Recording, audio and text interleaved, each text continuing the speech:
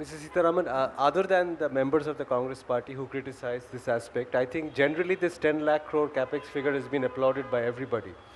But the question which I have is, given the sectors that you've targeted these to, roads, railways, defense, do you think each of them have the capacity to absorb numbers of this magnitude? And whatever your outlay is, will they actually be converted into contracts and projects on the ground? How confident are you about that? Well, in the past 2 years, steadily the appetite for capital expenditure has gone up in various departments, inclusive of 3 that you've named, and in the 3, I request you to look at what has happened in the last year. In the last year, if you'd recall, in the Lok Sabha, talking about the supplementary demand for grants, I openly said there that I'm even giving 10,000 crores more even for this year, because railways are clearly moving ahead speedily in changing a lot of things which have been waiting for decades. So railways, Udan, for instance, reviving all those Second World War time runways which were built in tier 2, tier 3 cities. Civil aviation is growing in India. They need more airports, more facilities, more also for their cargo. Civil aviation has a big capacity to absorb. Roadways has already shown it. NHAA has already shown it.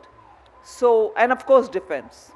So, even within the central government's departments, there are clear departments with that kind of an appetite, not only to absorb, but to implement in a time-bound manner and show it. And so are the states.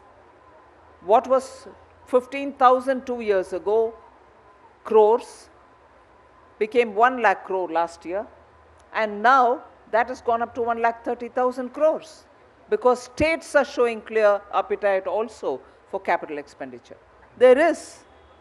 Even if I had given more, I'm sure the states will absorb. Which brings me to a larger question, Mrs. Sitharaman. When your government came to power, there was quite a bit of talk about how there will be minimum government. But over the years, for whatever reason, the government seems to be still taking center stage with capex, and it's not ceded its economic space to the private sector through divestment of its own companies as was expected earlier.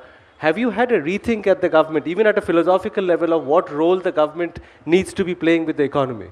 Uday, I'm a bit disappointed that you're asking this question. It's not a suggestion, I'm asking whether that's happened. I'm disappointed that you're asking this, because does this investment happen indifferent to what is around you, what is to the market?